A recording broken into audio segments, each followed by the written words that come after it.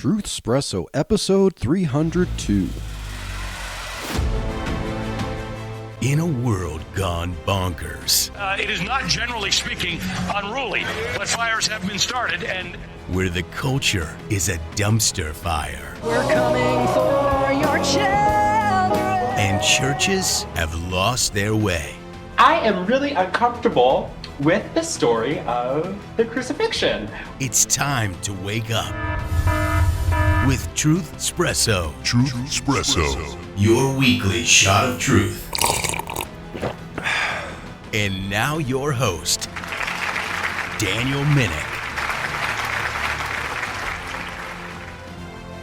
Welcome, friends, family, foes, and lurkers alike. This is your host, Daniel Minnick, for another episode of Truth Espresso. And if you saw the title of this episode, Redux, The Tale of the Superblians, perhaps you might be thinking that this episode is a redo of something that's done before. And in some ways, that's correct.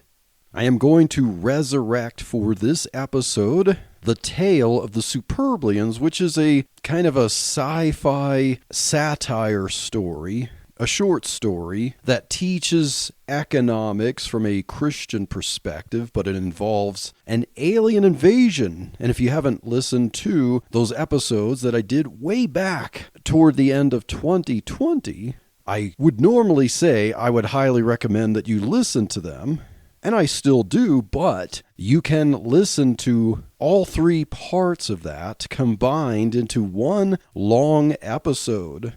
So around that time, of course, we know what was going on. We were getting ready for a presidential election, and we all know what happened with that one. We knew that there was a lot of turmoil going on. There was the Hunter Biden laptop saga that was being covered up. We still had a lot of places in lockdown at the time. A lot of society was still doing lockdown. There were mask mandates all over the place. People still were kind of sheltered at home, or when they went about to do their business shopping, they had to wear masks. People were still afraid of getting sick. So it seemed to me at the time to write and record a little short story that I wanted to be able to teach us how to think about the world around us, how to think about the mindset of a lot of the political class and how they think, and to expose that a little bit by having an alien invasion, an actual alien invasion in this story, The Tale of the Superblians, but have the alien invasion not what we might think of as a typical alien invasion in a sci-fi story or movie. These aliens turn out to be benefactors of society. And it seems like everything that they're going to give humanity, the Earthlings, helps them out. But sometimes when people are misinformed by politics and the theories of economists like Dr. Paul Krugman, things that would normally make common sense turn into the enemy of society. And so I kind of expose this in this story. So if you enjoy science fiction, but also with a twist to teach economics from a biblical perspective, from a liberty perspective, and in an entertaining way, I hope you will enjoy this redux of The Tale of the Superblians, and you don't have to listen to 3 different episodes for it. You can enjoy it in one sitting. And now as I was listening to the 3 parts of The Tale of the Superblians, I realized just how nerdy it kind of got into economics. But I think the message is clear enough there, and I also touched on the cultural Marxism that we face in society and in politics today. And so I demonstrate from the Superblians, the aliens who invade, quote-unquote, the Earth, how sentiments toward them seem to reflect this cultural Marxist ideology that always tries to pit people against those who actually help them, as if the ones who help them are the oppressors because they happen to be living better than the ones that they help. And so this Tale of the Superblians is intended to be a satire that should help us as we battle the principalities and powers that be, where those who claim to be wanting to do the right thing are actually just trying to amass political power for themselves as they try to keep the successes of the populace under their control. Because when people are allowed to live free, to work hard, to enjoy the fruits of their labor, to make exchanges according to the dictates of the Bible, those in power see that as a threat to their ability to keep the populace under their thumb. And so as you listen to the tale of the Superblians, you will kind of see that as things unfold toward the end of the story. Now, some of the names that are mentioned, like Dr. Bob Murphy, Dr. Thomas E. Words, Dr. Paul Drugman, Megan Skelly, and more, of course, are parody names to actual people. And so you might recognize some of them. The economists, of course, if you don't recognize their names, just know that they're parody names of actual people. And so without further ado, here comes the story.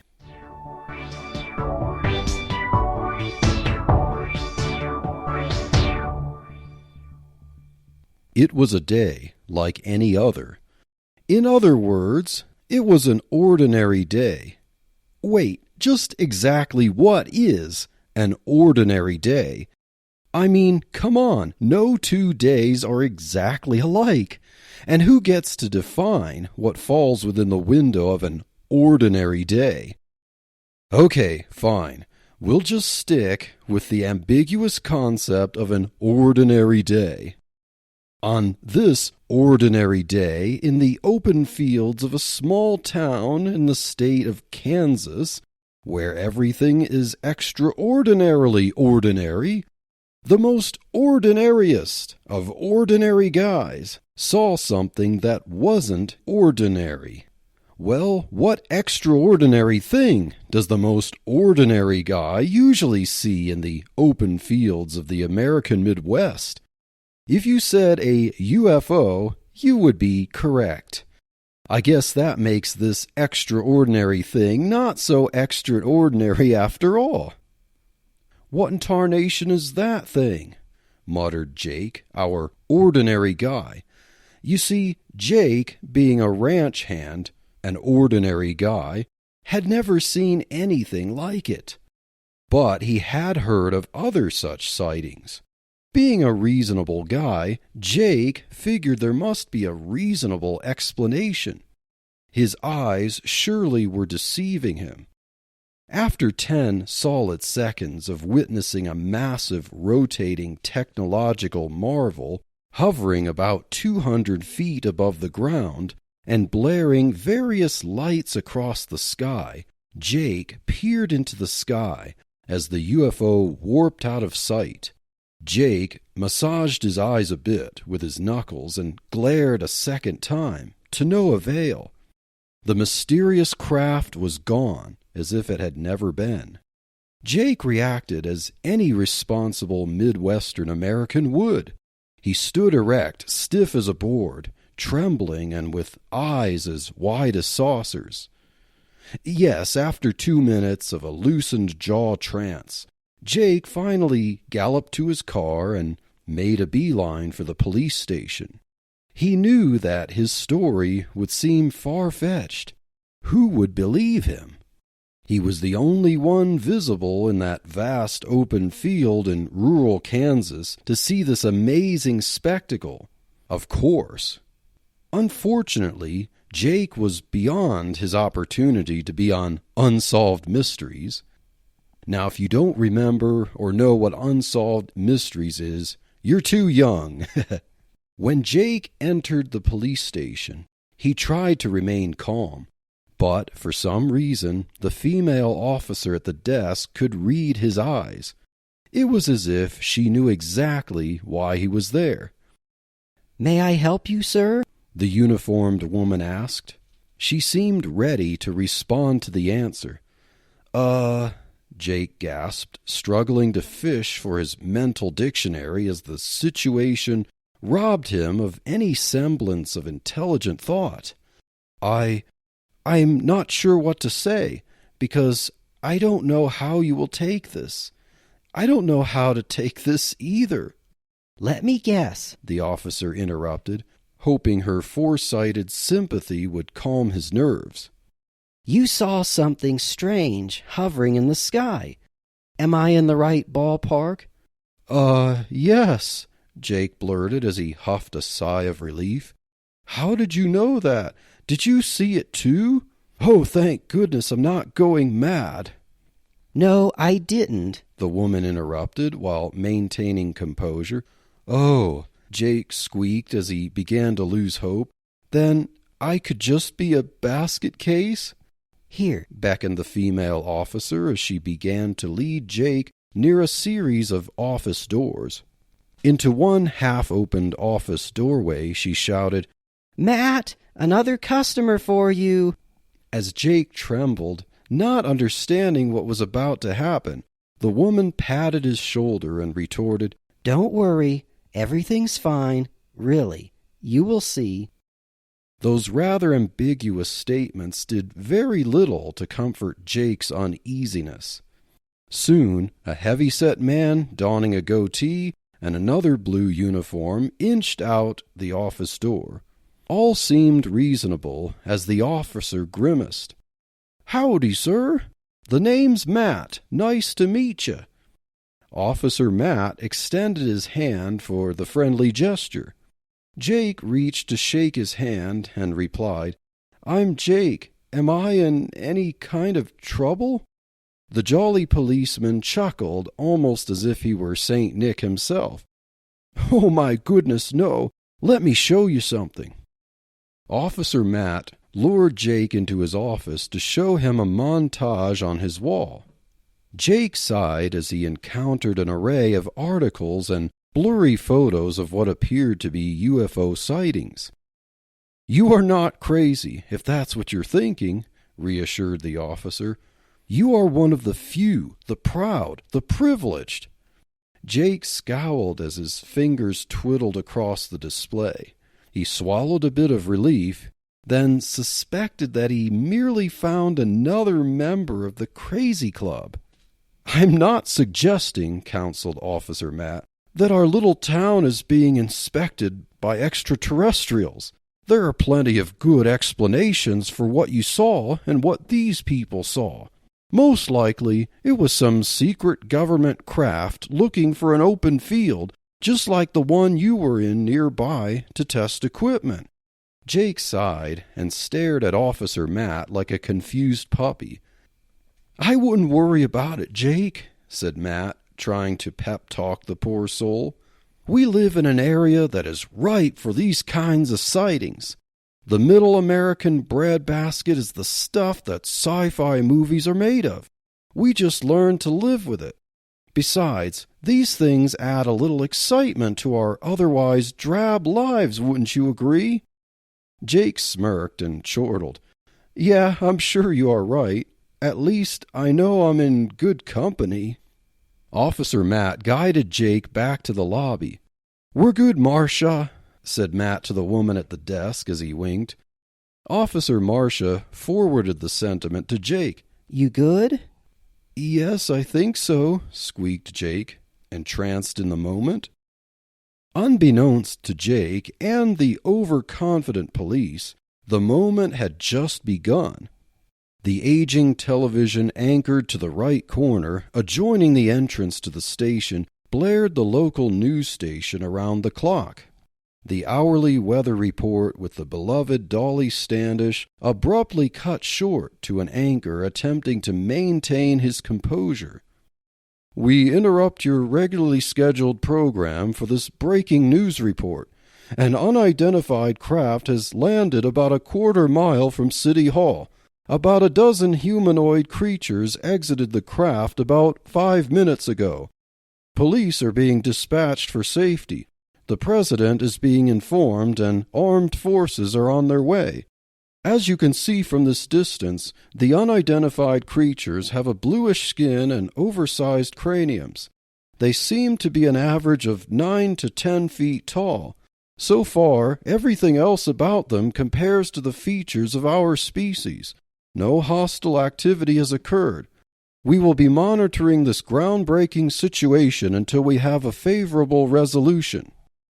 At this time, the entire police force in the station gathered to glare helplessly at the screen. Jake and Officer Matt slowly turned their speechless glares toward each other. "Do you think," gulped the officer, "this is what you saw?" All Jake could do in reply was shrug his shoulders and grin sheepishly. "It seems that what may be the leader of the group is about to try to communicate," declared the news anchor. "People of this planet," boomed the tallest blue creature. His voice could pierce the soul with its depth and amplitude. "We mean no harm. We understand that you are startled. We sincerely apologize for that." Jake, attempting to lighten the situation, muttered, "Why do aliens always speak English?" The authoritative blue figure continued to proclaim, "We have learned about your languages and your cultures within the past year around your sun. We believe we have much to offer your economy. We do not seek to rule or hold any such office." Jake and Officer Matt glared at each other. "Sounds like a politician if I ever heard one," sneered Jake, hiding his trembling. "Yeah, exactly," muttered his equally terrified companion. "To show that we mean no ill to our intergalactic friends here on planet Earth," the blue visitor insisted, "we offer a sample of our technology." Officer Mike whispered, "In sci-fi movies, the aliens are always more advanced than we are." Jake nodded, wide-eyed, to anticipate what they were about to see on the screen in that humble police station. "As you can witness on the screen," the alien began as he held up a square piece of technology in his right hand and faced it toward his audience of news reporters, police, and gathering armed forces with their weapons aimed at him. The alien remained poised, assured that neither side of this encounter would start a conflict. The mysterious micro-sized device in the blue creature's hand instantly projected multiple holographic screens in mid-air to accommodate different viewing angles. "We extracted a sample of seeds from a flowering specimen in a nearby open field." The audience and all viewers watching this worldwide news gazed helplessly at live footage of a sunflower with some of its seeds removed from the center. "These are the seeds from this plant right here in my hand." The speaker presented his left hand and opened it, showing the same seeds. All the holographic screens instantly displayed live footage of his open hand with the seeds. "Now, if you will kindly observe, my assistant Zella will demonstrate our sample technology." As Zella, a fellow blue creature a few inches shorter and apparently female, approached to grab the seeds, the leader quipped, "By the way, if you were all wondering, the holographs were not the technology I was talking about, but let that count as another sample." Cautious chuckles erupted for a moment as the spectators eased their guard a bit. "And now, a demonstration," the blue leader declared as he instructed Zella to plant the seeds in a large pot. "As you can see, my assistant Zella has begun the arduous task of planting this botanical seed. I believe that this is that of a sunflower, as you call it. Am I correct?" The news reporter began to nod, soon followed by others as they all assessed their standing to disagree. "Good," chuckled the towering leader, determined to magnify his innocuous presence. "As you can see, we have done our homework. We have no such plant life form on our planet. I admit that I find Earth's specimen of the sunflower quite fascinating." Jake whispered to his new officer friend, "Does this mean they're going to take away all of our sunflowers? I guess if that's all they want, it's not too bad of an invasion, right?" Officer Matt chuckled quietly through his teeth. The poised invader jovially commanded, "Now then, Zella, demonstrate." Zella grasped a small gun-like device from her waist belt and aimed it at the flower pot.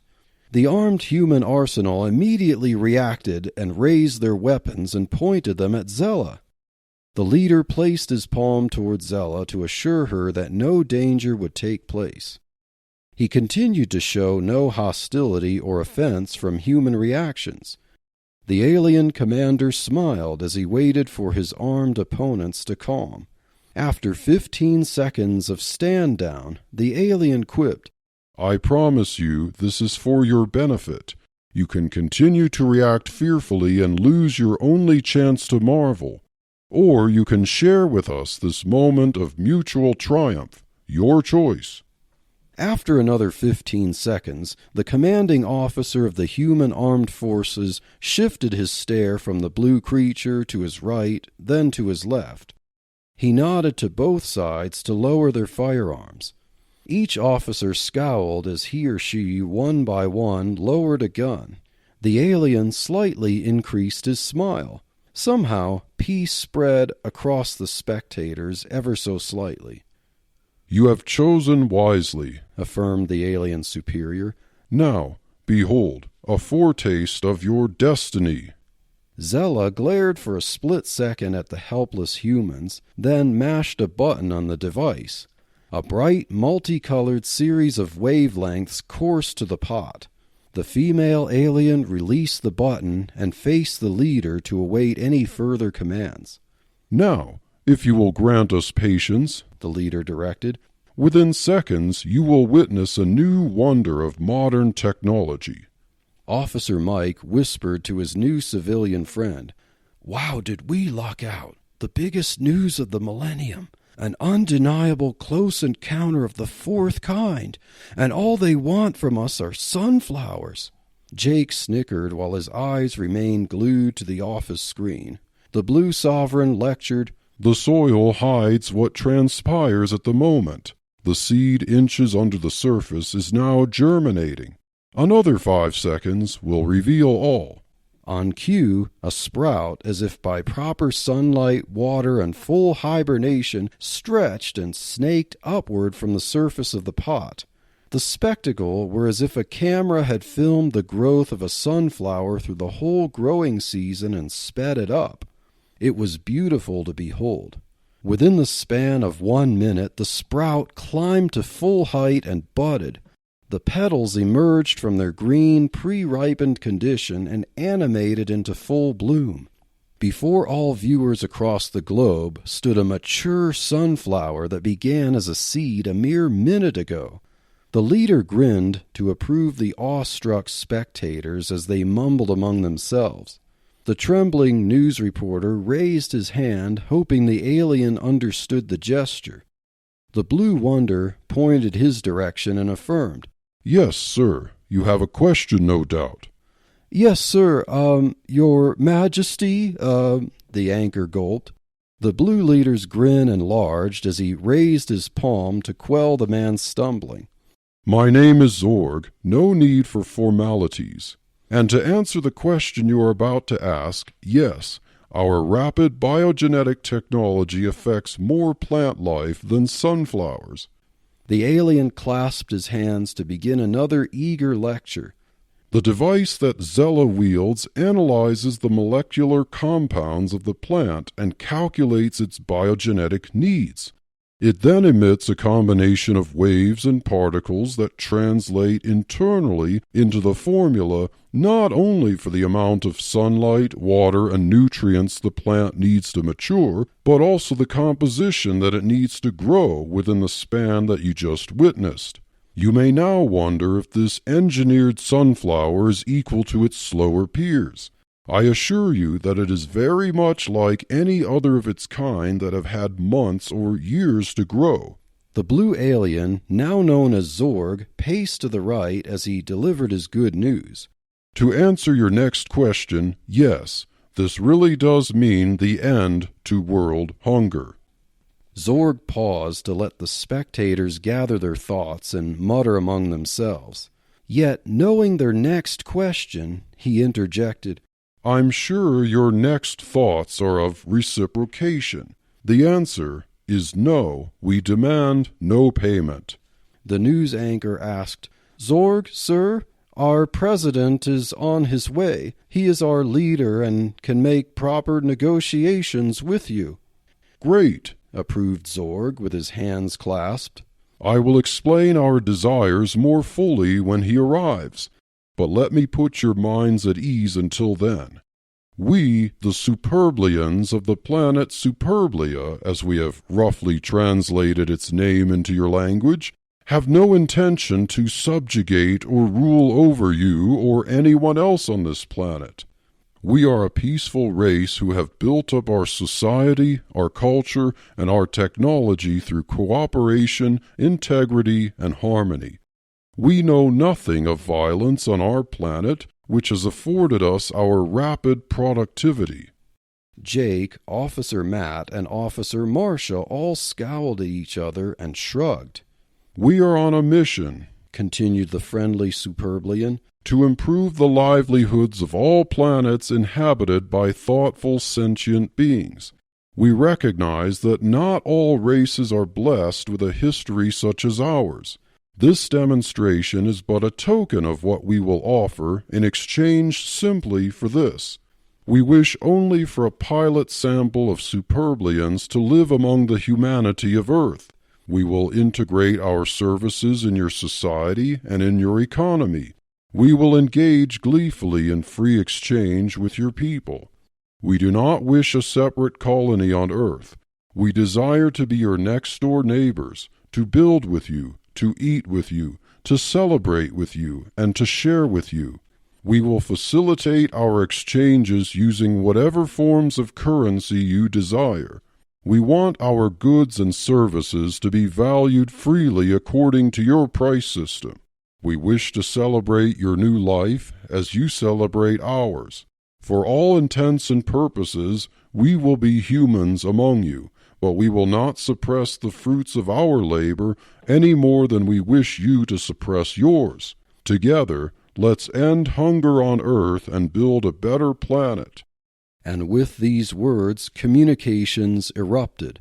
The Superblians generously extended their hands to embrace those of the bedazzled humans whose gathering in that middle American town continued to swell. Fear and hostility disappeared as the humans and Superblians laughed together and shared their experiences and knowledge. The president arrived as fast as Air Force One could safely land him, taxi him, and escort him through the massive crowds. Other world leaders soon followed. The wit and candor of the blue aliens enchanted any human who got to know them. Their gentle strength and intellect tranquilized the concerns of the biggest and most unusual event in recorded history. The Superblians introduced other amazing technologies to improve living conditions for all humanity. As Zorg had promised, world hunger quickly became a thing of the past within 1 year. As no one lacked for food, they focused their energies elsewhere. In delightful recipes, in recreational facilities, in tourism, in building houses that only the wealthy could afford but 1 year ago.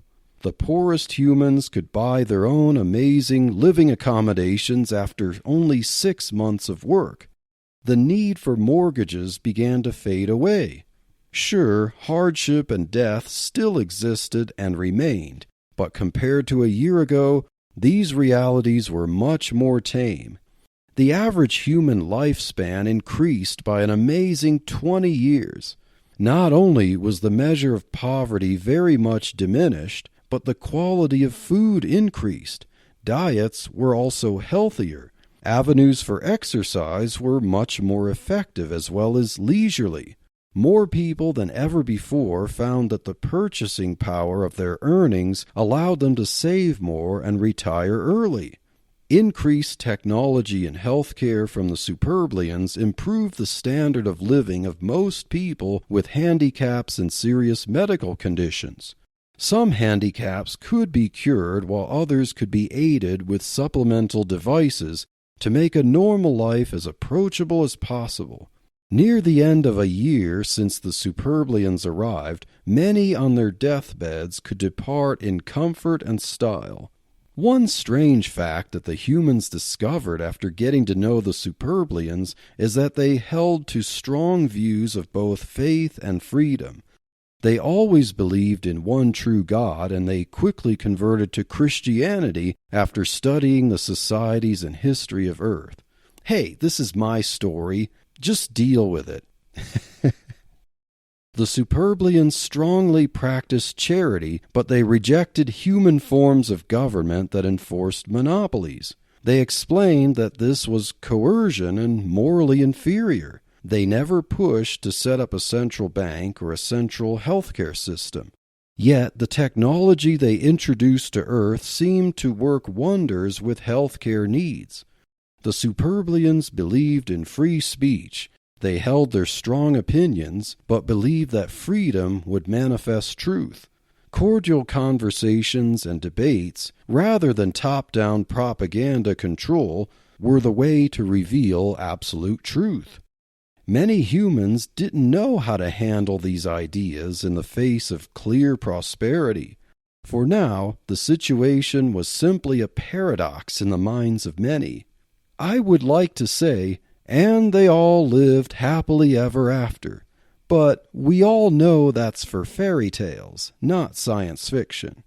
This tale of the Superblians has not yet ended.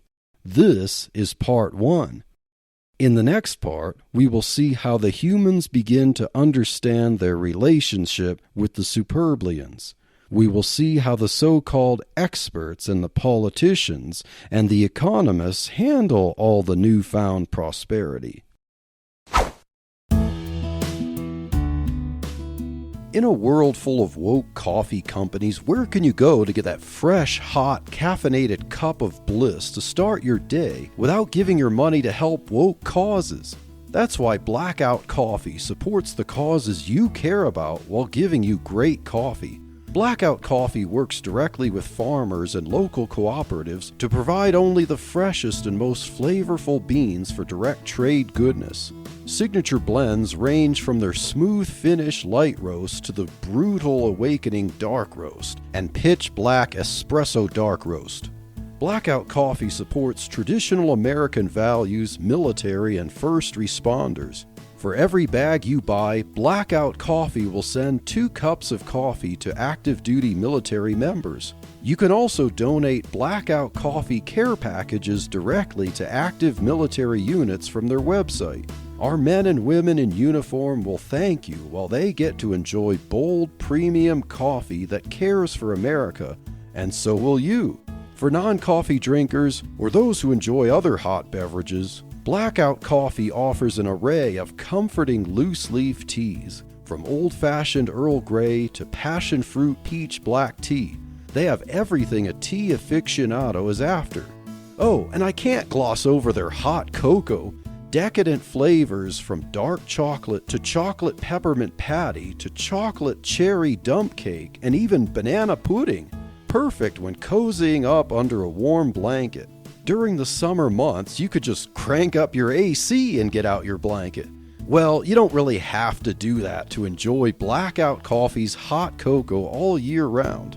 Be awake, not woke, with a soothing hot cup of Blackout Coffee by going to truthspresso.com/blackout or go to blackoutcoffee.com and use the coupon code TruthSpresso at checkout to get 20% off your order. That's truthspresso.com/blackout. Or go to blackoutcoffee.com and use the coupon code TruthSpresso at checkout and save 20% on some incredible patriotic coffee, tea, or hot cocoa today.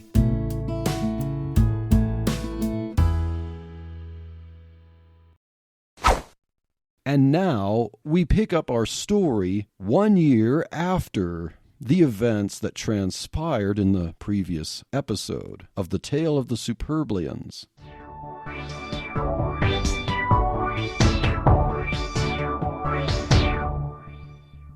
It was a day like any other day.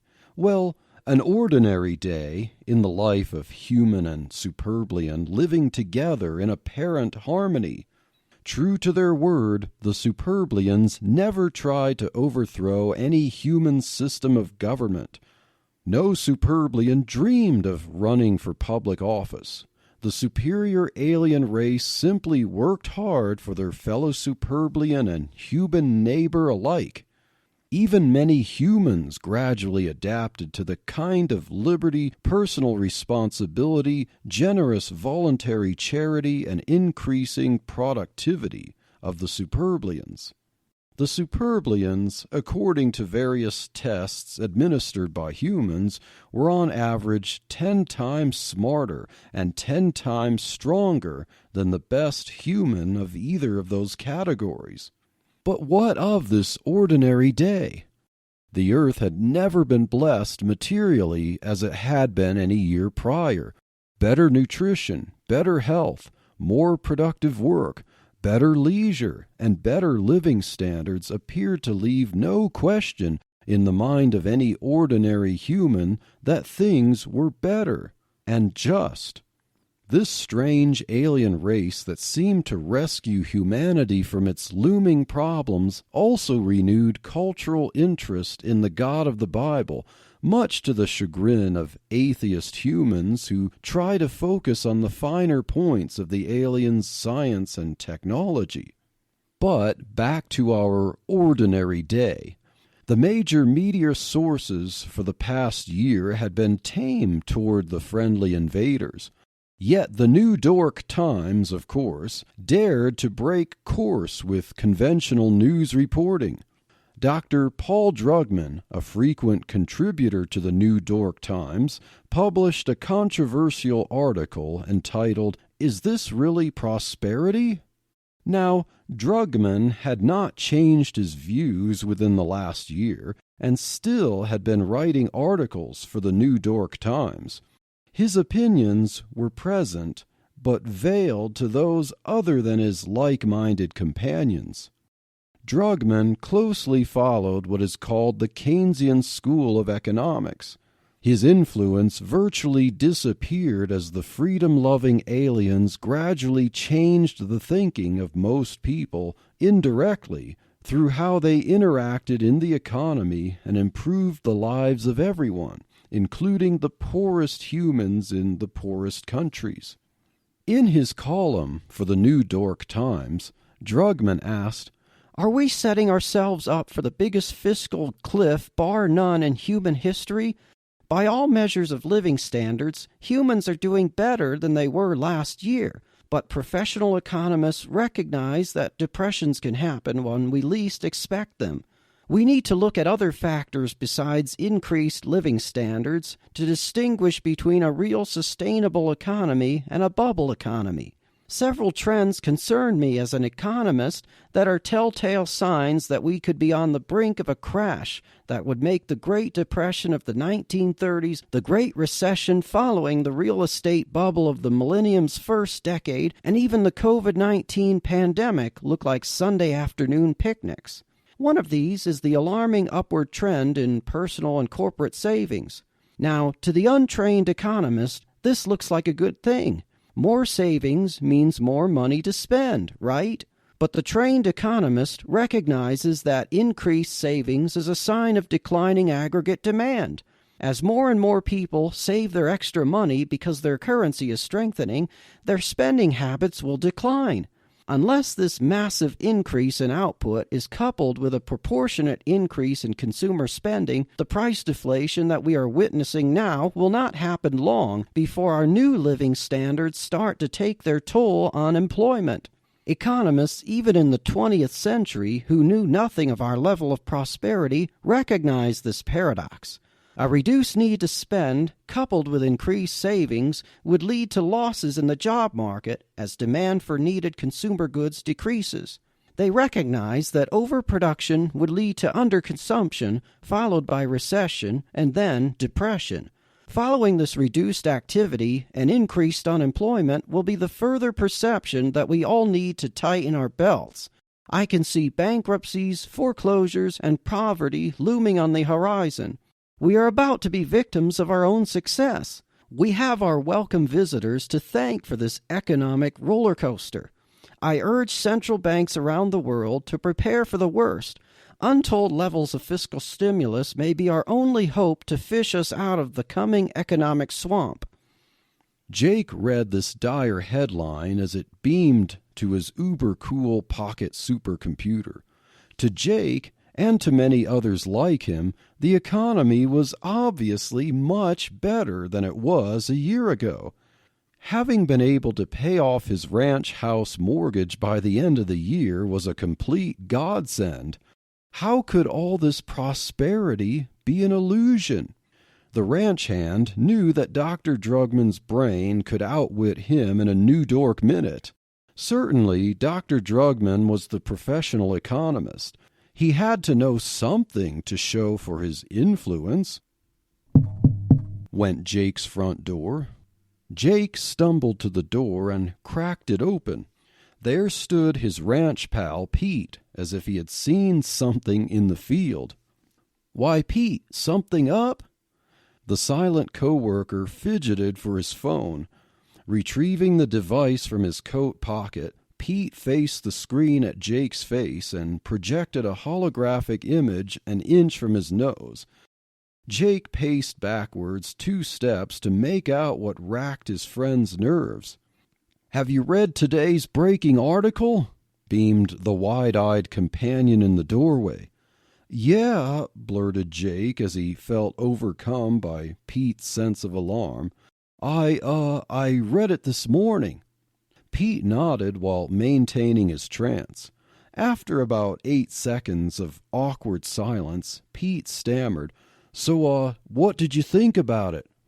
"I don't know," barked Jake as he waved his hands. "I don't understand half of what he's saying." Pete scowled and bloated. "Don't you know who Dr. Drugman is?" "I've heard the name," Jake interjected. "He writes a lot for the New Dork Times. Does he have you all up in a tizzy?" Pete trudged in from the doorway and planted his palms on Jake's shoulders. "And he's the smartest economist alive," bellowed the trembling companion. Feeling a bit parental, Jake gently peeled Pete's hands off his shoulders and sighed. "So," he insisted, "smarts don't make you right." Pete squinted his eyes and retreated a baby step. "You do realize," he lectured, "that the guy has predicted every time things got bad before they happened." "Really?" replied the unschooled herdsman as he scratched his chin. "Yeah, Jake, he knows his stuff. He can see what we common folk can't." Jake shrugged and plopped his hands on his sides. "I don't know, Pete. All I know is things are better this year than last year. I'm out of debt. Isn't that a good thing? The bank got its money back with interest. Isn't that a good thing? My cousin got a surgery to remove a cancerous tumor that would have never been discovered or removable just a year ago. Isn't that a good thing? You have that nifty phone that can project things in the air. Isn't that a good thing?" Jake's eager companion paced in a small circle. "I know it doesn't make sense, Jake," surrendered Pete as he raised his palms. "It doesn't make sense to me either, but Dr. Drugman explains how things that don't make sense to us make perfect sense to him. All I know is he knows his stuff and we don't." Jake strode toward Pete and placed his hands on Pete's shoulders. "Pete, buddy," he pleaded, "did you come here just to tell me about the article?" Pete grinned sheepishly. "Well, not quite, Jake. A couple of our buds and I are attending a meeting tonight. You're welcome to join us." "I'm almost afraid to ask what it's about," snapped Jake, crossing his arms and slouching. Pete grinned, then announced, "Jake, did you notice within the last year a lot of farmers have left the fields?" Jake replied with a snicker, "'Cause they found something else to do. After the Superblians ended world hunger by taking the work out of farming, they didn't need to farm anymore. Exactly, sneered Pete as he cupped his hands. Isn't that a problem? These aliens are putting farmers out of work. Raising his index finger, Pete lectured, Where's our dignity? Now, hold on, Pete, replied Jake, palms raised. Let's think this through. Sure, a lot of farmers stop farming, but what is that when food is practically free? Even the ones who haven't found another job are still better off. They're not starving, Pete. Pete chuckled. You don't get it, Jake. I don't think either of us really get it, but Dr. Drugman gets it. And who do you think you are to counter him? He's far smarter than you'll ever be. That's true, snickered Jake. But aren't the Superblians smarter than he is? I'd take a gander they are. A lot smarter. Pete cackled a bit to pondered. That's true, he blurted, waving his index finger. But are any of them economists? They may know how to make newfangled gizmos, but do they understand the big picture? I mean, the really big picture? I doubt it, Jake. The confused rancher rubbed his chin, then interrupted. So, what's the meeting about, Pete? Pete grinned, restoring his composure. We're talking about what farmers should do about our jobs. We might organize a protest. Jake buried his face in his right palm and shook his head. Pete, please, you're my friend. Don't do this. Pete tilted his head with a smile. Jake, he replied with compassion, I know you work for what you believe in. You just need help finding what that is. He turned around and marched for the door. Pete, you're just going to cause trouble. Pete raised a palm to dismiss the comment and continued to stride outside. Pete, shouted a desperate Jake, we didn't protect the seamstresses from the sewing machines. We didn't protect the coal miners from electricity. We adjust, Pete. The world is better for it. We can't be selfish against the good of others, Pete. The idealistic friend continued to ignore Jake's pleas as he faded out of sight. No sooner had Pete disappeared when Jake whipped out his phone and projected a search on Drugman's article in the air in front of him.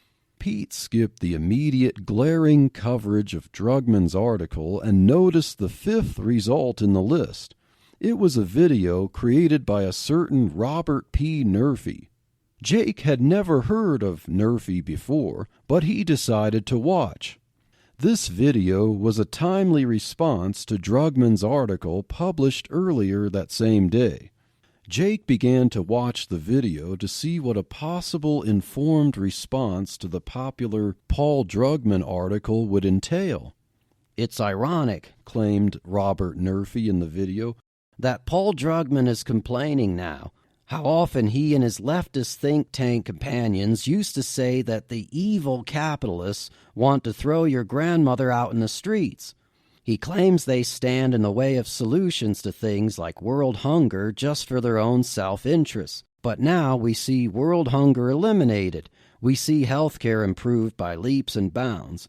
But Drugman's all up in arms because these things weren't solved in the ways he expected. If the solution isn't more government to solve the problem, it can't be a sustainable solution in Drugman's mind. It's interesting that Drugman himself called for the threat of a fake alien invasion to stimulate the economy. Yet, we got a real alien invasion that wasn't hostile. We didn't have to expend resources building bunkers and armaments for a big fight on our hands. The aliens came and they were peaceful. They actually stimulated our economy by working with us and giving us new technology to make things more efficient. For all intents and purposes, this is the alien invasion we needed. The apparent need for government control has subsided. The Superblians have added to the free market and made it freer and more prosperous. But Drugman doesn't like that. He really thinks our economy can only be sustained with ever more record levels of deficit spending, prolonged Fed fund rates at 0%, and more central planning. He's alarmed that interest rates have steadily climbed over the last year because we're able to afford things like houses and businesses without as much borrowing. But who's suffering? The banks? They don't need a bailout anytime soon because lenders have been able to repay at these higher rates. Borrowers? No, because they're not debt slaves for the rest of their lives. They don't need to give up their retirement savings to make interest payments. Businesses? No, profits have been up through the stratosphere last year. The healthcare industry? There has never been greater demand for new treatments as well as more supply thanks to our Superblian friends. I think the only ones suffering under our new prosperous economy are the bureaucrats whose influence over the economy has waned, and people like Drugman himself because he has had to tone down his language over the past year. I have been a long-time critic of Drugman over the years. I have shown where he contradicts himself within a matter of months. He sets up his predictions so he thinks he wins no matter what the outcome. I encourage you not to take Drugman's column in the New York Times seriously. In fact, it's dangerous. If enough people listen to Drugman, who knows if our peaceful relationship with the Superblians could turn into a costly war. We humans couldn't survive that kind of stimulus. Jake gasped as the video ended. For some reason, this Dr. Robert P. Murphy seemed to make more sense to his uneducated mind. The pompous language from the popular Dr. Paul Drugman seemed counterintuitive, but what would Jake know? He's just a ranch hand whose life seemed to be getting better after aliens invaded. "Time to head downtown," muttered a curious Jake as he trotted toward his new truck. It was new, by the way, because Jake could now afford a few months ago to replace his beat-up Chevy. A brand-new Chevy pickup that would quickly check his health stats, project traffic estimates with about 99% accuracy for the destination route, and even groom him safely if he needed it. The GPS in the truck notified Jake of anything he wanted to listen to that was related to recent searches. Yes, this does sound a little bit like Google, but it was also guaranteed to be private, encrypted, and not subject to government searches. A pleasant, natural female voice emitted from the omnispatial surround sound microspeakers within the truck. I noticed you watched a video from Dr. Robert P. Murphy a few minutes ago from your phone. There is a live event from Dr. Thomas E. Words in progress at the convention center downtown. Dr. Words is a personal friend of Dr. Murphy. Would you like to tune in? Sure, replied the curious rancher as he seemed to thirst for more common sense. Since you are headed downtown, added the voice, would you like to attend this event? Jake's eyes bugged. "Oh, wow, I didn't even consider that," he muttered under his breath. "Yes," he exclaimed. The voice affirmed. Okay, destination set for the convention center. The talk, entitled Drugman Crawls Out of His Shell by Dr. Thomas E. Words, is now in progress. Tuning in. Jake started to feel like a kid in a candy store. "I wish Pete were here with me to hear this," he snickered. Just then, the speakers connected to the live broadcast. And that's why I decided to visit you lovely people at the site of that historic moment. A year ago, Drugman was all the rage. Despite being wrong at almost everything for like most of his adult life, people still listen to him like he's God's gift to humanity. It's as if heaven itself has a department of economics and has granted us simpletons an angel in Paul Drugman. He's on loan from on high for as long as it takes to learn glaringly obvious economic truths. Remember Common Core math? Well, here's the new math we are supposed to learn, or rather recover, from our quaint times before our evil capitalist friends arrived. Mathematical truths like debt makes you richer.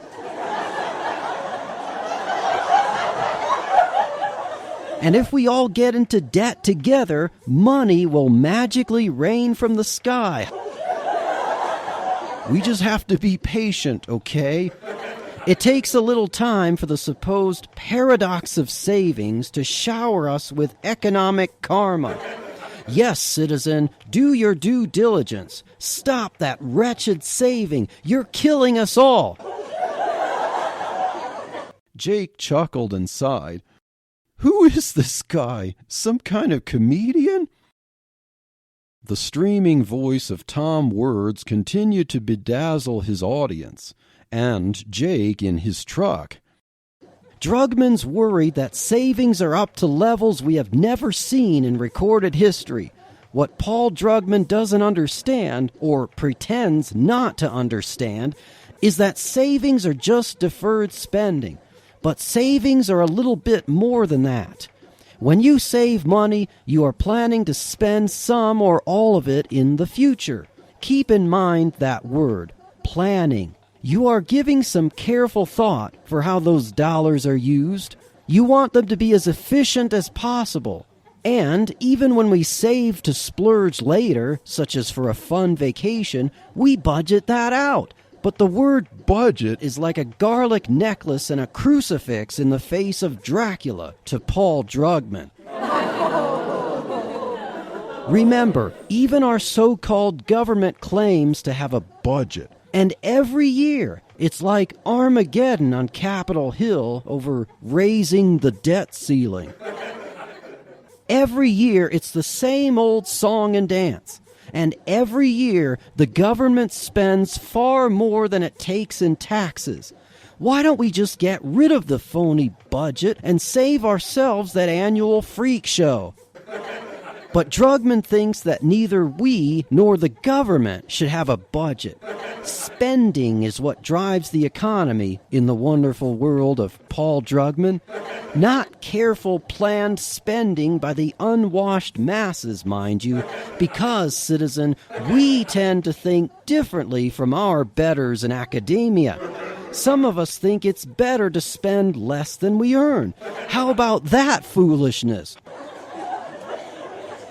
You know, as much as it helps the credit card company's bottom line when we run up the plastic and pay the highway robbery interest payments, they're not better off if we can't pay back our debts. What good are some interest payments when too many of their credit users have to file bankruptcy? Now, if you can't read between the lines of Drugman's column in the New York Times today, he argues from what is commonly called the paradox of thrift, or the paradox of savings. The idea is that when we save, we think we're helping ourselves. 'Cause, come on, aren't we better off when we save? You know, a penny saved is a penny earned, the saying goes. Well, to Keynesian economists like Paul Drugman, that is pure, unadulterated evil. You see, according to people like Drugman, when you save too much money, you're starving other people. Because your spending results in other people's paychecks. Now, there's certainly some truth to that. The grocery store down the street can't pay its employees' salaries if it doesn't sell products. It can't sell products if people like us don't buy them. So, when we buy things, we are ultimately paying the salaries of the stock clerks and the grocery baggers and whatnot.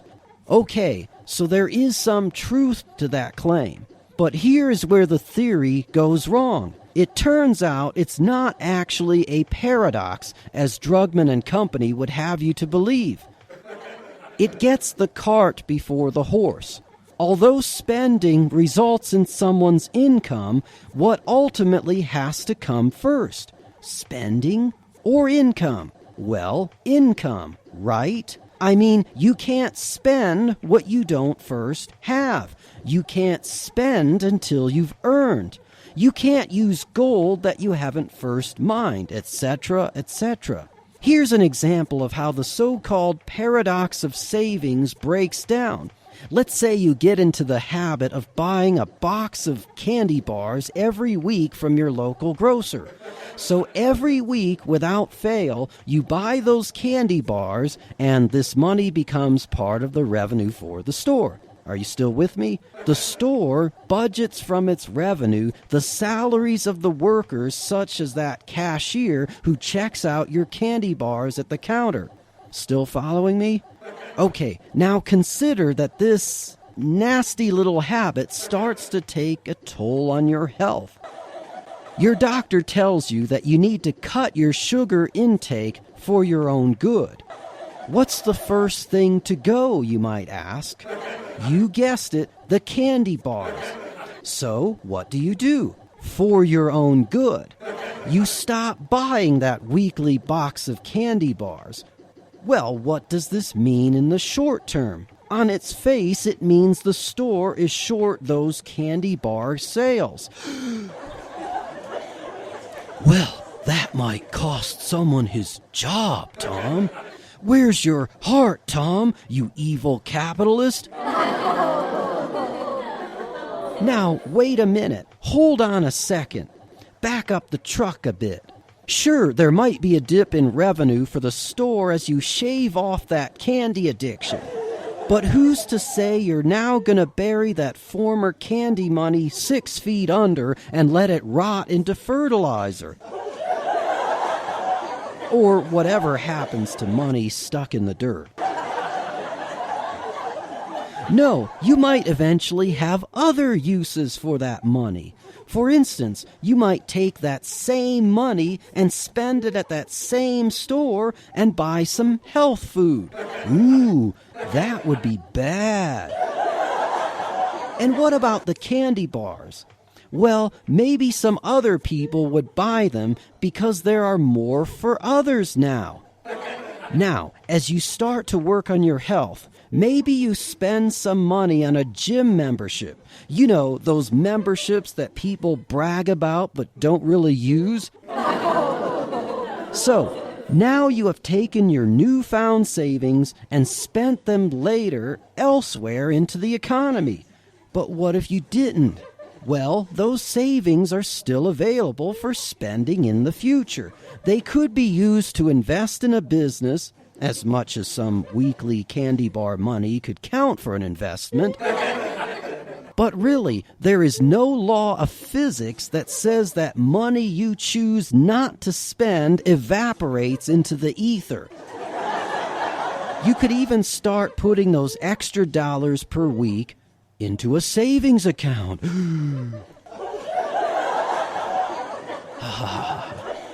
And what could the bank do with that money? Well, they could loan it out to a business trying to create something even more productive for the economy. For some reason, I have images in my head of Dick Van Dyke dressed as that old bank president.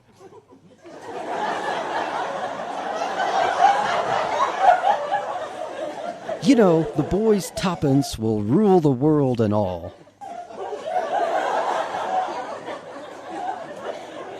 But back to Paul Drugman, if we must. And the paradox of savings.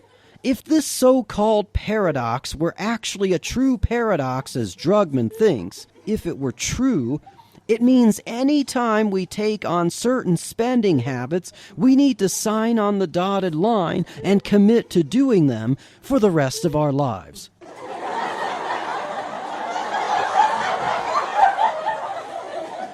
Why, it's our duty to engage in indiscretion. It's for the good of the economy. I'm not saying Drugman wants everyone to be addicted to candy bars.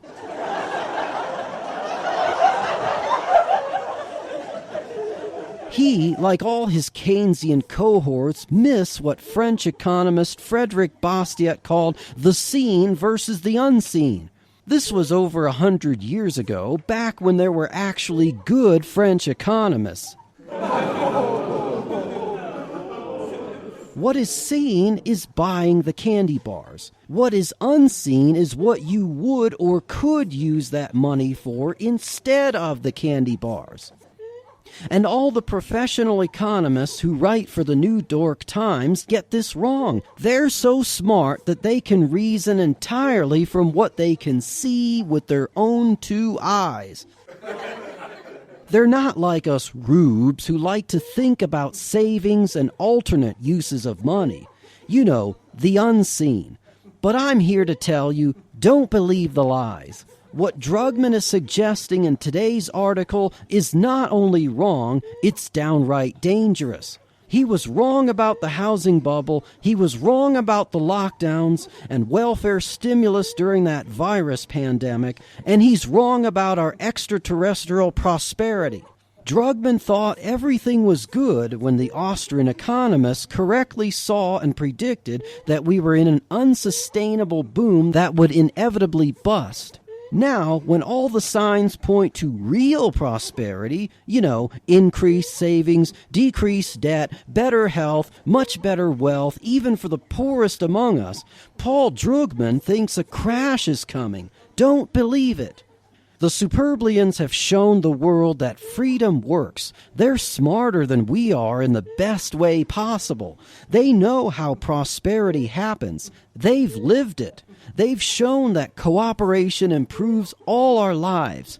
As they compare to us, they reveal that our coercion and violence only enrich some while impoverishing others. Our economy as a whole gets poorer. And that's all central planning is, the ideas of a few imposed on everyone else through coercion and violence. And an economy run on Drugman's Keynesian ideas can only result in poverty and violence. The think tanks and the bureaucrats think central planning works. They've got egg all over their faces, and they don't like it. And they're gonna fight tooth and nail to get their influence back. Don't let them. Stand with me and fight the lies.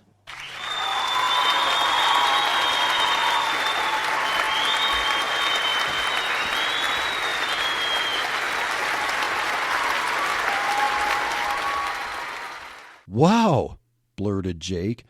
I have never heard anything like this. This guy is funny, charming, and powerful. Immediately, reality hit as the voice from the truck interrupted. You are arriving at the convention center. I'm sorry you missed the speech in person. Perhaps you could still talk to the attendees there. The rancher began to ponder what he had heard. There were two strong ideas he learned that day. What was his friend Pete going to do? What would he think of the information from Dr. Nerfy and Dr. Words? And, most importantly, he was a simple-minded, church-going guy from the country. Things were about to change. Ideas were flying. What would his pastor think? Especially since a young Superblian couple have been faithfully attending services there for a couple of months. So things are really starting to get interesting in the tale of the Superblians. As Jake has now come to the convention center where Dr. Thomas E. Words has just given a riveting speech, we'll see what happens to Jake as he enters late, and what's going to happen that evening, and what's going to happen in the following days or weeks or months. Well, this brings us to the end of part 2. There is just too much to tell, so we are now going to have a part 3. Where things will get really crazy. The Christian podcast community is a cohesive group of like-minded Christian podcasters proclaiming the truths of Christ with expertise and passion in the areas of theology, church history, Christian living, evangelism, apologetics, parenting, homeschooling, sermons, and much, much more. So check us out at christianpodcastcommunity.org. christianpodcastcommunity.org. One stop for all your favorite Christian podcasts.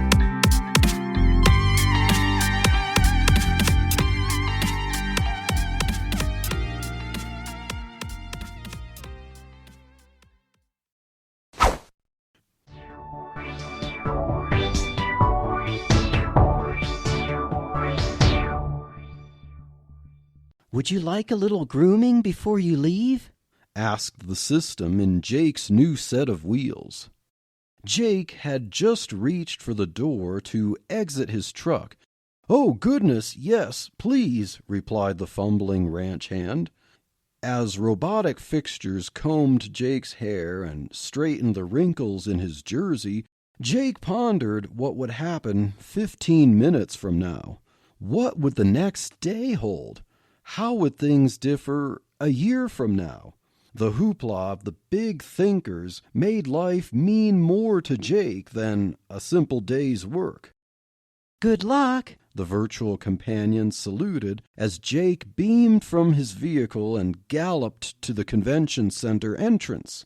The scent of polished oak and fresh construction greeted Jake as he faced what seemed like an indoor palace courtyard.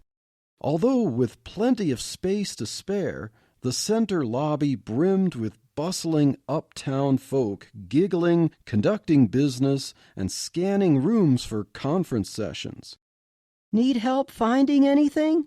asked the college-aged woman seated 6 feet away at an oval-shaped desk and donning a badge with the word information on it.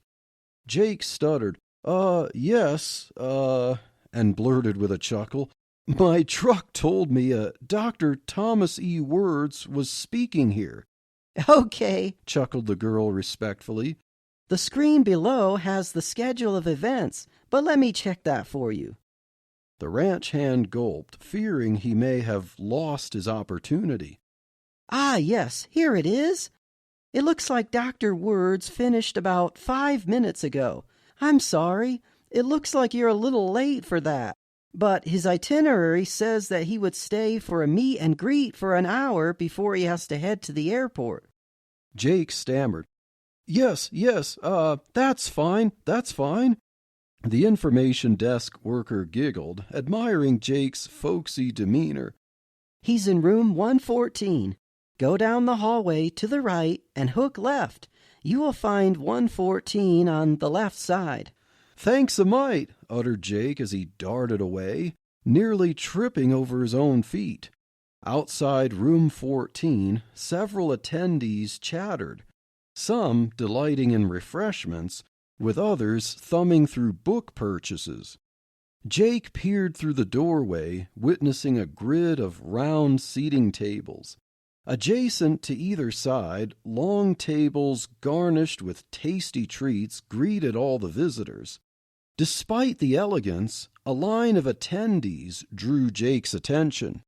There stood the eloquent man of the hour who entertained Jake through his truck.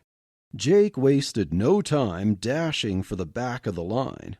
His excitement paired with an equal sense of feeling out of place.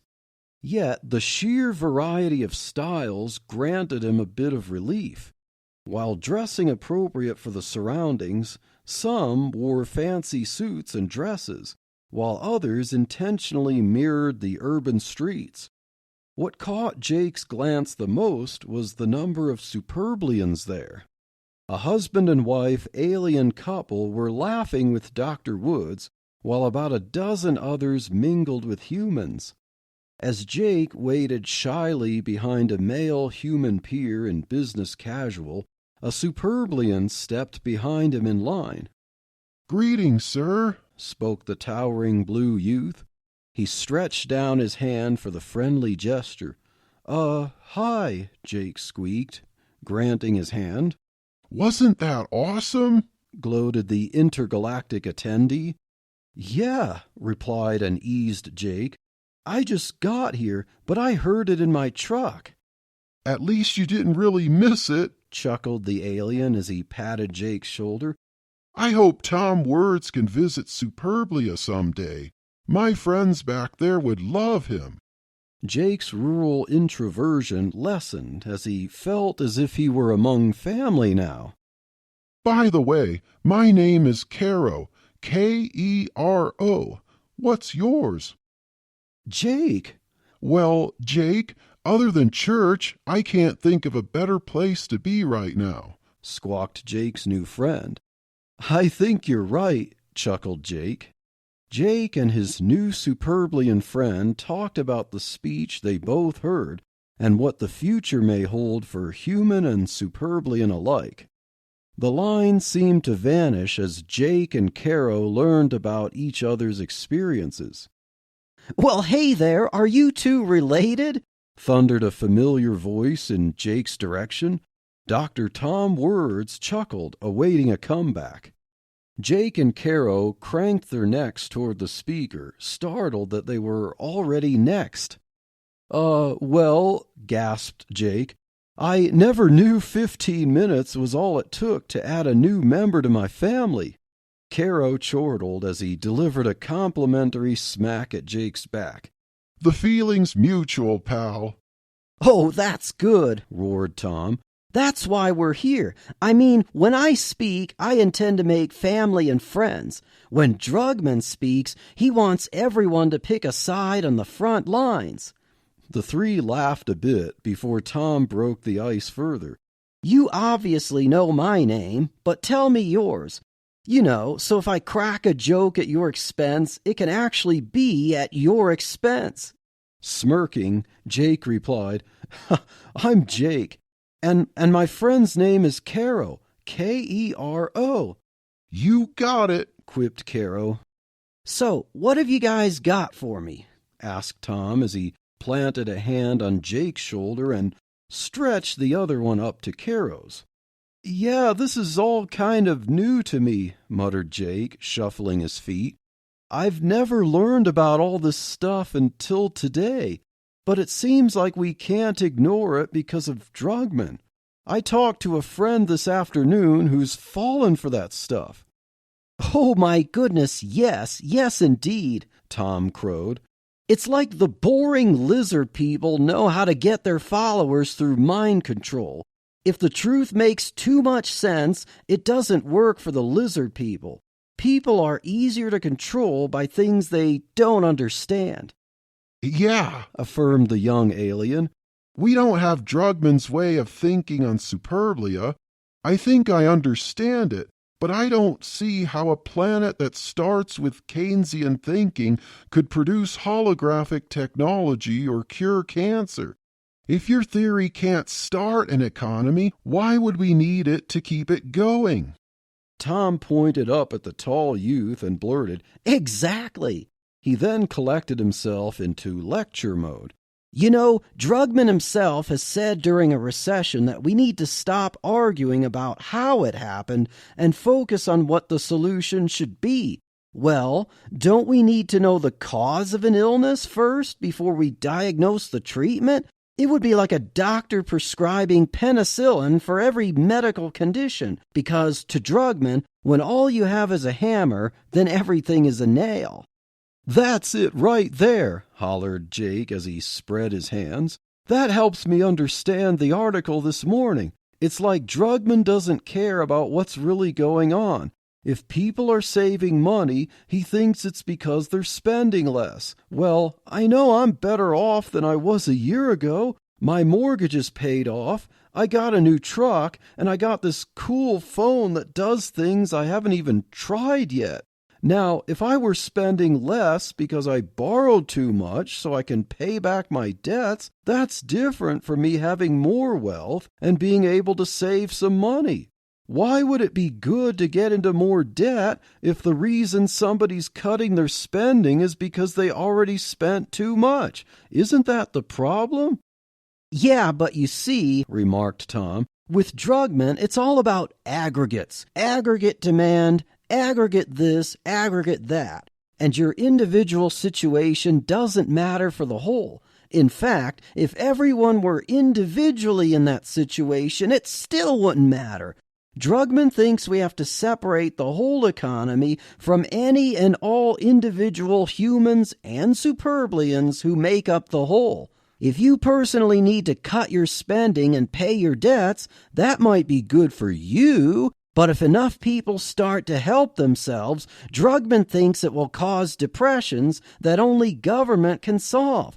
That's why he's always proposing that the government and banks spend money on our behalf and get deeper into debt on our behalf. Drugman thinks a constantly growing national debt is a good thing, you see, because it counterbalances what we do when we are responsible.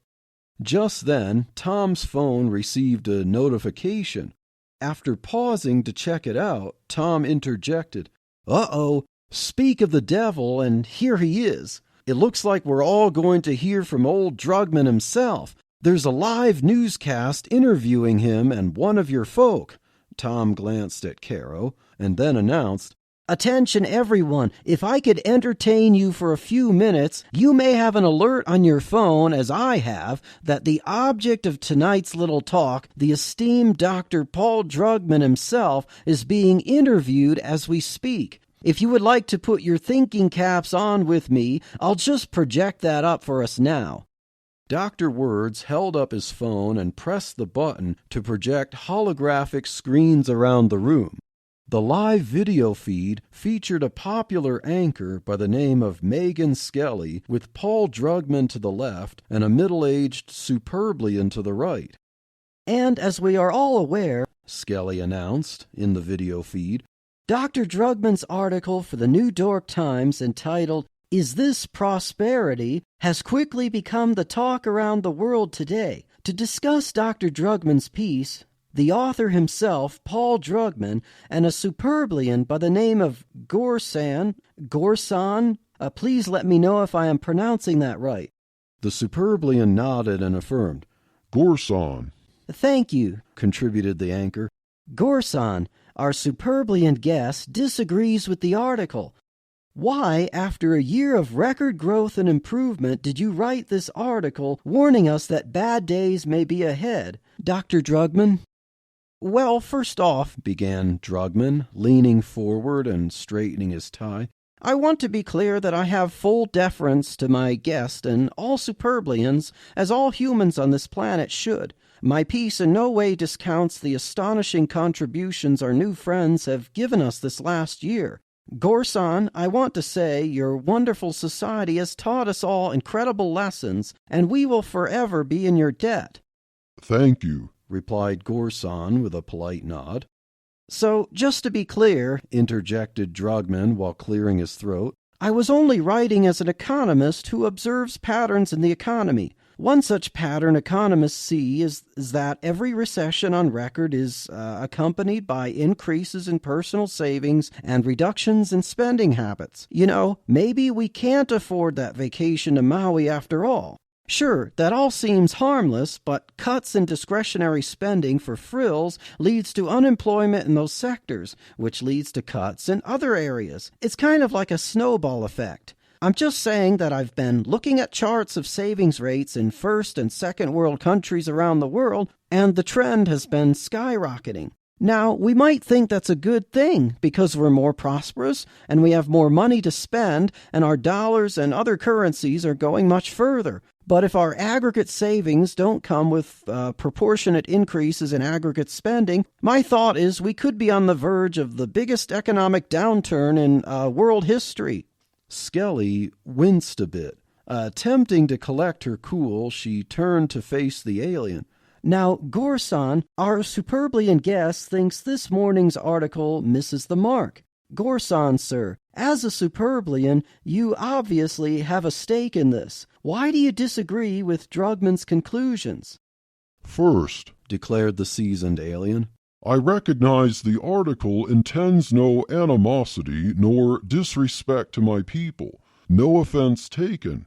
The article is about theory and ideas, nothing else. As we have learned about the economic theories of Earth, I must confess that this one seems most bizarre. Yet many humans regard it highly. We Superblians have experienced only consistent growth and improvement on our planet. We don't fear that being stewards of our resources can lead to fewer resources.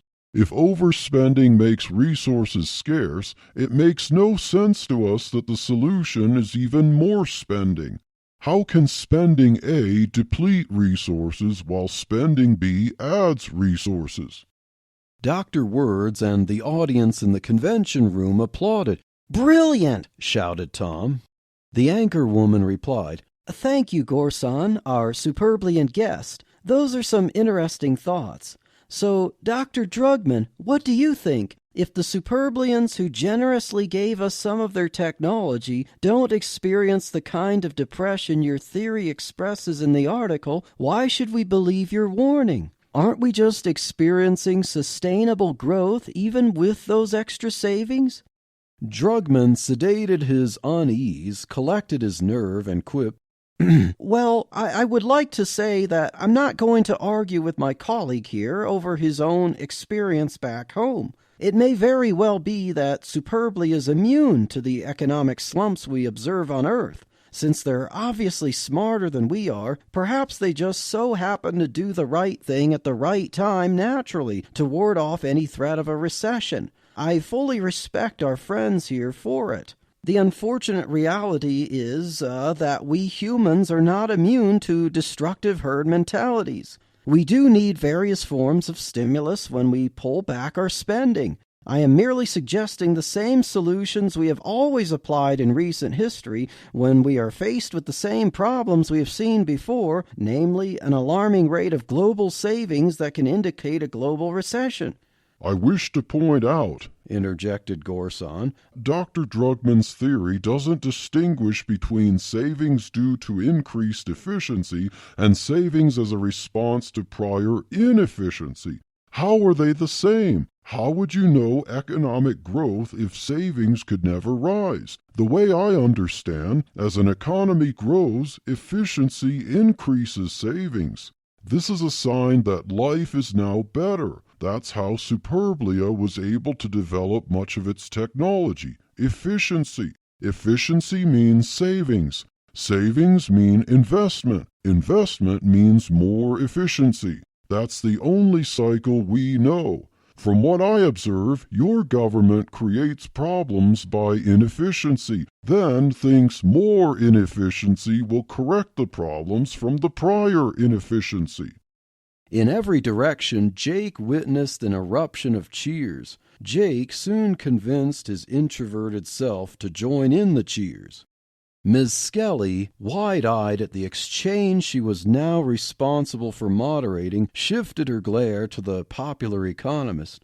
Dr. Drugman, I really want to focus on the point Gorson just brought up. He claims his planet has never experienced the kinds of booms and busts we've experienced on Earth, and what you're warning us about in this article. Why do you think, with the Superblians living among us and indirectly influencing our economy, that we haven't found our permanent prosperity, an endless boom, if you will?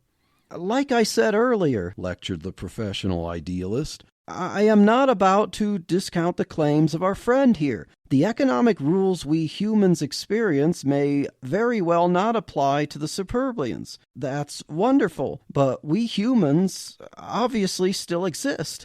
And although we have certainly benefited from our mutual activities with the Superblians, we aren't in any way less human than when we started. We can't wish away those economic rules. We can only live with them. And if our extraterrestrial friends really want to integrate with our economy without controlling us, as they have promised, then I am just humbly suggesting that we all need to learn about those rules and live together under them.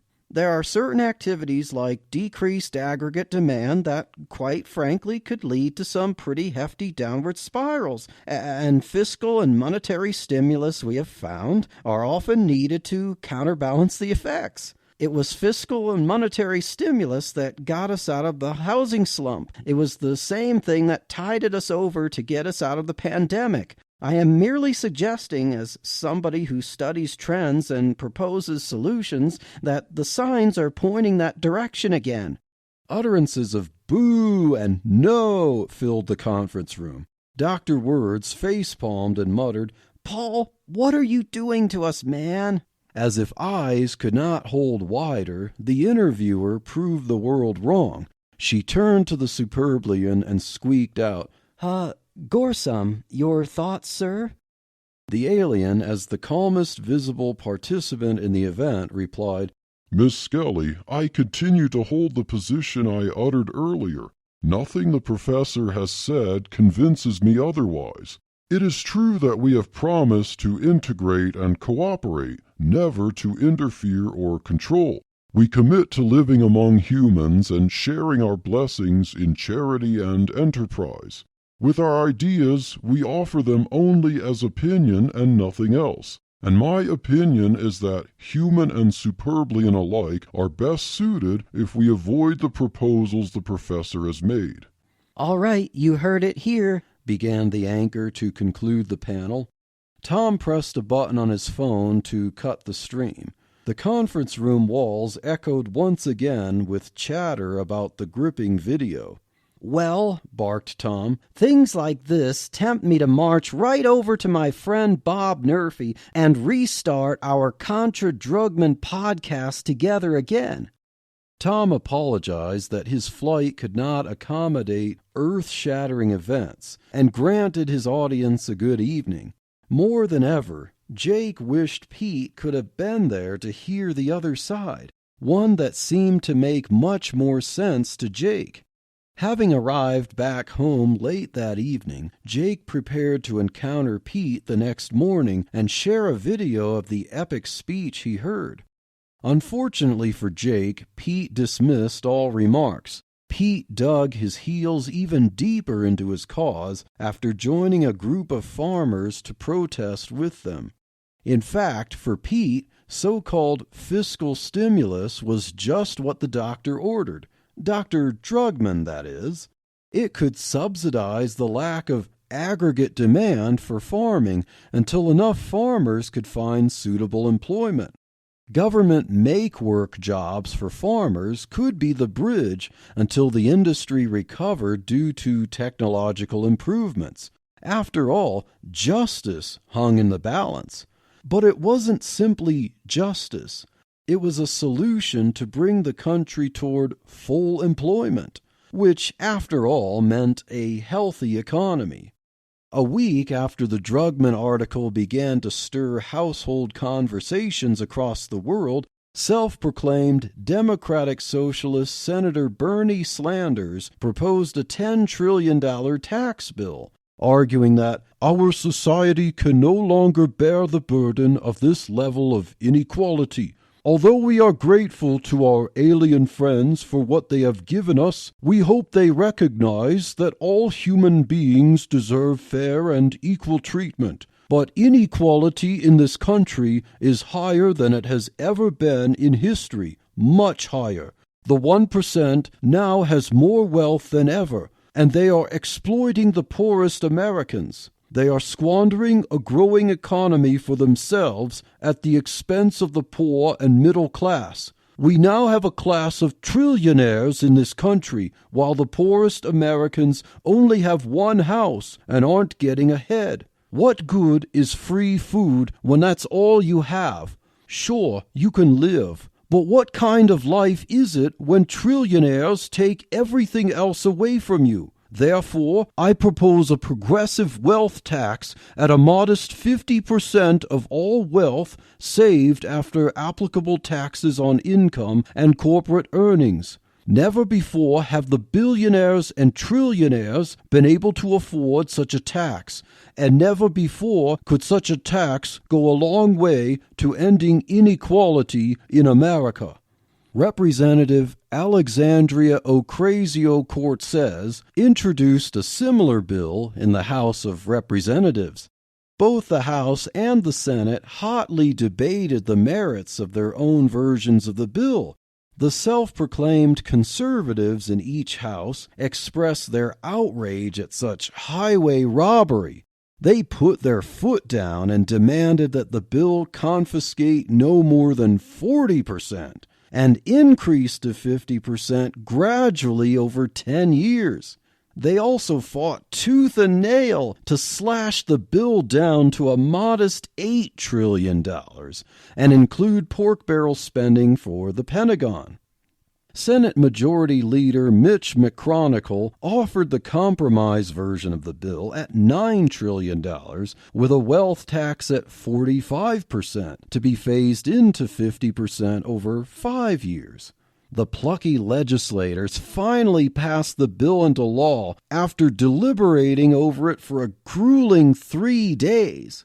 Senator Slanders lamented, "Although I am obviously disappointed that the fat cats tried to neuter and slash the bill of its intentions and effects, I am nevertheless content that we have reached a viable agreement. Despite setbacks, this bill is a triumph for progress."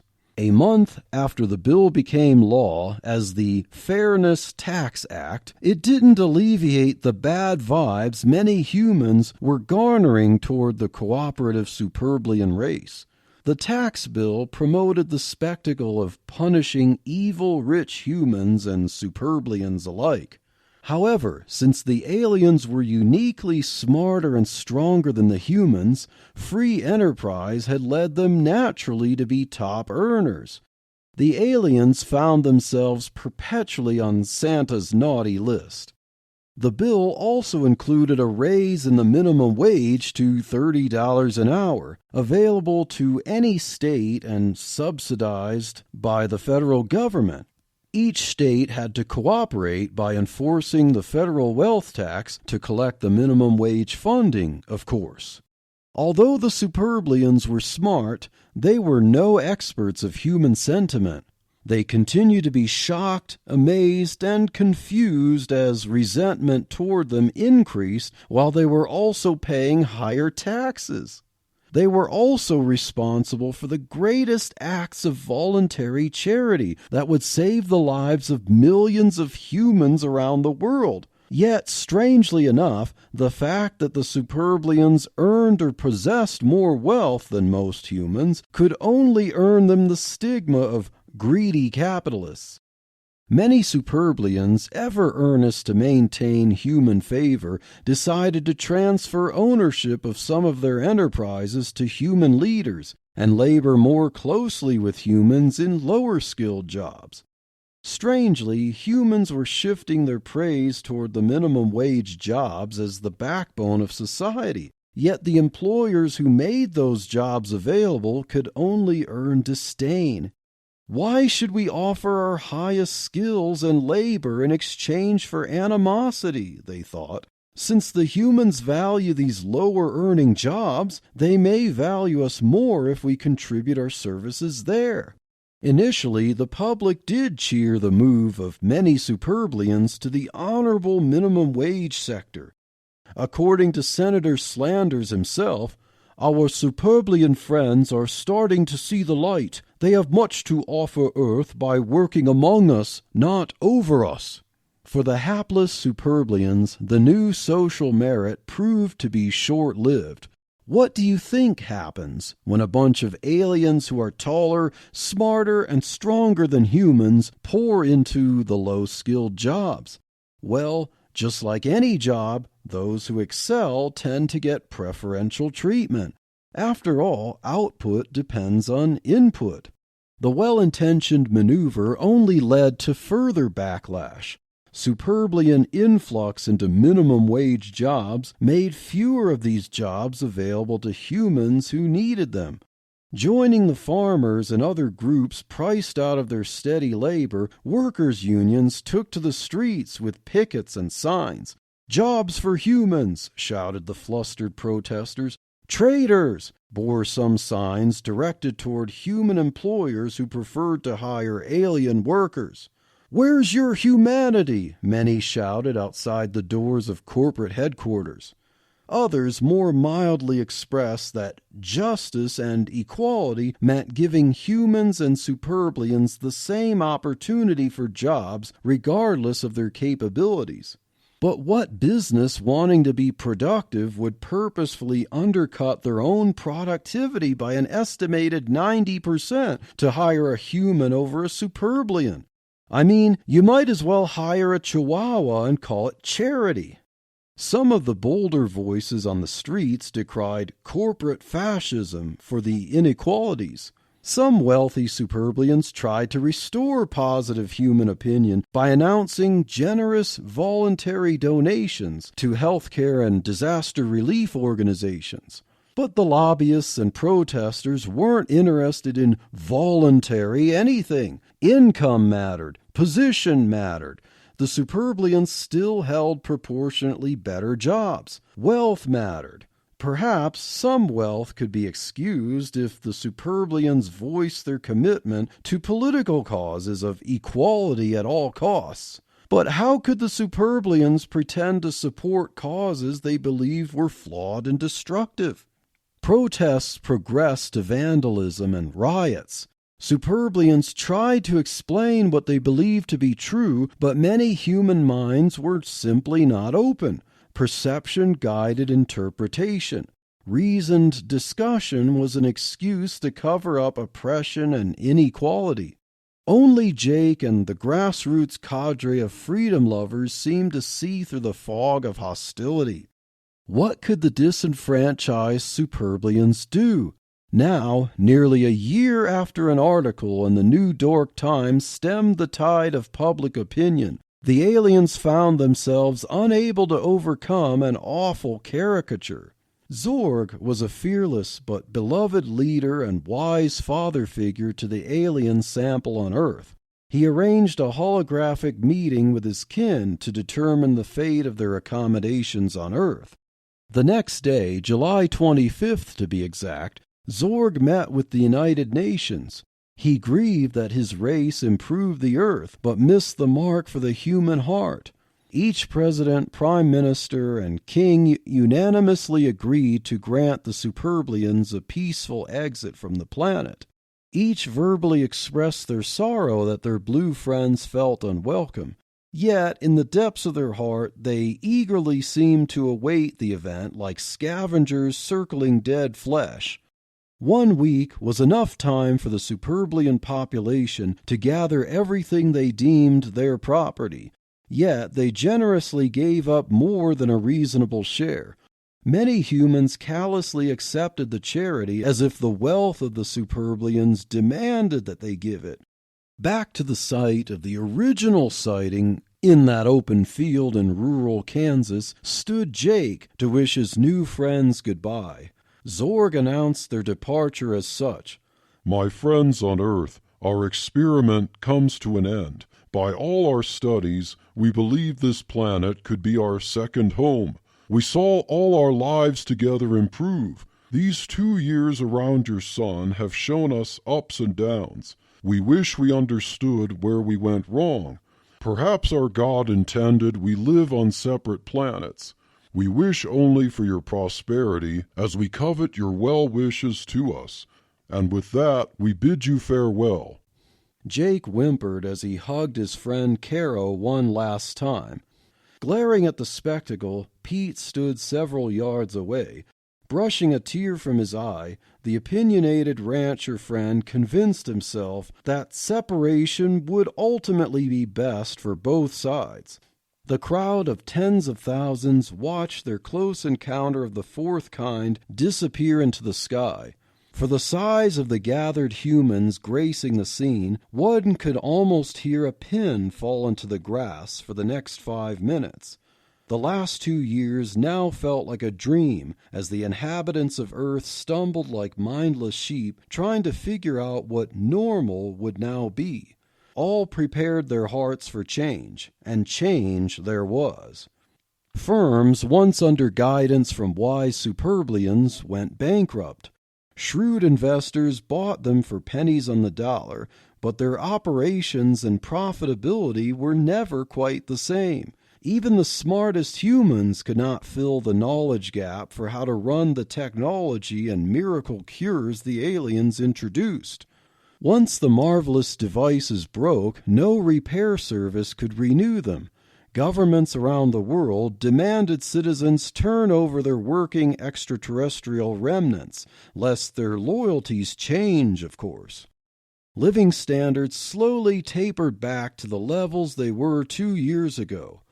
Because the Superblians were no longer around as a high tax base, governments reluctantly and gradually scaled back the wealth tax and redistribution levels. The silver lining seemed to be that farming and other professions, once quickly obsolete, began to make a comeback. Food prices soared as people now needed time and money to produce crops again. Most humans tried to ease their consciences over the turn of events. The economy now faced a recession, contrary to Dr. Drugman's thoughts. But greater equality, more aggregate demand, and higher employment convinced less informed citizens they needed to recognize the illusion for what it was. Now, as we count our story's progress in years, we shift forward yet again one more year.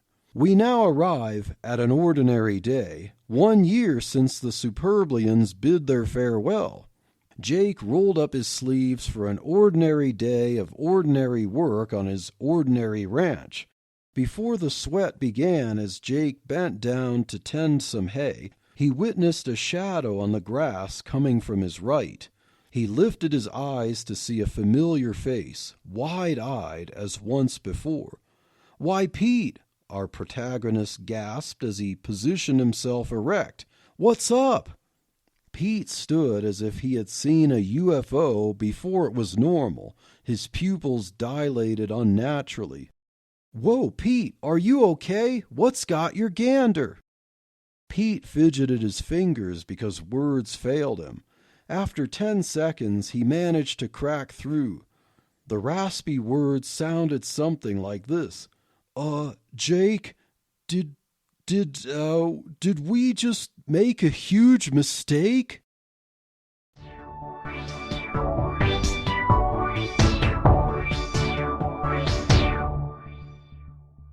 Well, I hope you enjoyed my silly little sci-fi story, and I hope that it was a little bit thought-provoking.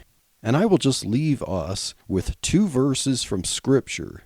Proverbs 28 verses 4 through 5 says, "They that forsake the law praise the wicked, but such as keep the law contend with them. Evil men understand not judgment, but they that seek the Lord understand all things." Stay tuned for the next episode of Truth Espresso, and God bless.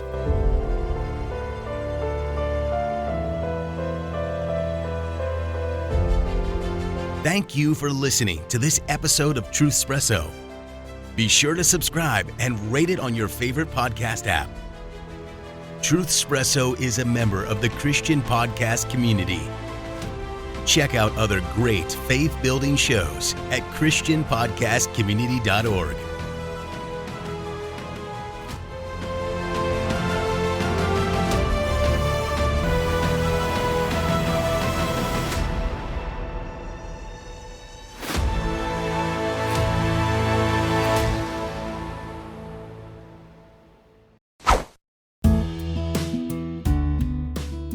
In a world full of woke coffee companies, where can you go to get that fresh, hot, caffeinated cup of bliss to start your day without giving your money to help woke causes? That's why Blackout Coffee supports the causes you care about while giving you great coffee. Blackout Coffee works directly with farmers and local cooperatives to provide only the freshest and most flavorful beans for direct trade goodness. Signature blends range from their smooth finish light roast to the brutal awakening dark roast and pitch black espresso dark roast. Blackout Coffee supports traditional American values, military, and first responders. For every bag you buy, Blackout Coffee will send 2 cups of coffee to active duty military members. You can also donate Blackout Coffee care packages directly to active military units from their website. Our men and women in uniform will thank you while they get to enjoy bold, premium coffee that cares for America, and so will you. For non-coffee drinkers or those who enjoy other hot beverages, Blackout Coffee offers an array of comforting loose-leaf teas, from old-fashioned Earl Grey to passion fruit peach black tea. They have everything a tea aficionado is after. Oh, and I can't gloss over their hot cocoa. Decadent flavors from dark chocolate to chocolate peppermint patty to chocolate cherry dump cake and even banana pudding. perfect when cozying up under a warm blanket. During the summer months, you could just crank up your AC and get out your blanket. Well, you don't really have to do that to enjoy Blackout Coffee's hot cocoa all year round. Be awake, not woke, with a soothing hot cup of Blackout Coffee by going to truthhub.org/blackout, or go to blackoutcoffee.com and use the coupon code TruthSpresso at checkout to get 20% off your order. That's truthhub.org/blackout. Or go to blackoutcoffee.com and use the coupon code TruthSpresso at checkout and save 20% on some incredible patriotic coffee, tea, or hot cocoa today.